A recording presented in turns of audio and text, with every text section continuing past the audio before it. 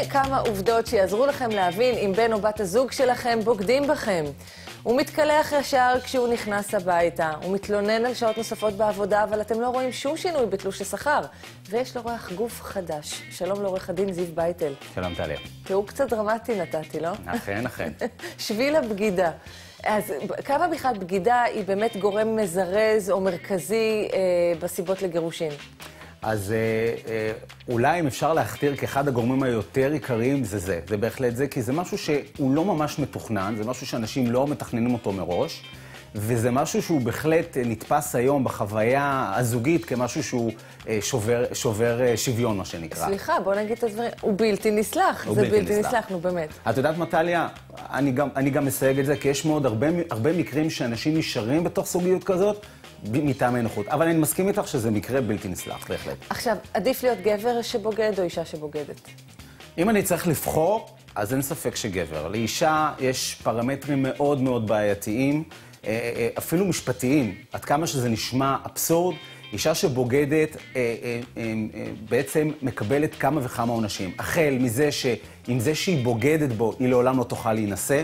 זה משהו שבתי הדין הרבניים מאוד מאוד מקפידים עליו. אגב, גם היא אסורה על בעלה, זאת אומרת, זה משהו שחייבים בעצם לכפות עליהם גט. היא מפסידה את כתובתה, היא מפסידה את מזונותיה.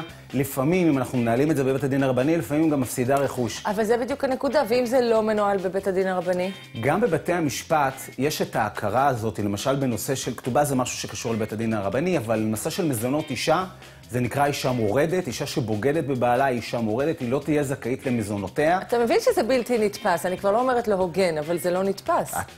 את צודקת לחלוטין, כי גבר לעומת זאת, זה אחד שלצערנו הרב יכול לעשות מה שהוא רוצה. הוא גם לא כל כך מחפש, אין עליו את האיסורים האלה, כמו שאמרנו, אין לו את המזונות שהוא צריך, בטח לא את הכתובה. כלומר, כל אותם ערכים סוציולוגיים נקרא להם, שגבר יותר יכול במרכאות לבגוד, זה גם מוחל על העניין המשפטי ועל העניין הרבני. איך לומר זאת בעדינות, טליה? ישראל 2014 עדיין לא התקדמה בעניין הזה, אנחנו עדיין, יש פה הבדלים מאוד מאוד משמעותיים בין גבר לאישה. אבל רגע, ניתן לקבל פיצוי כספי על בגידה?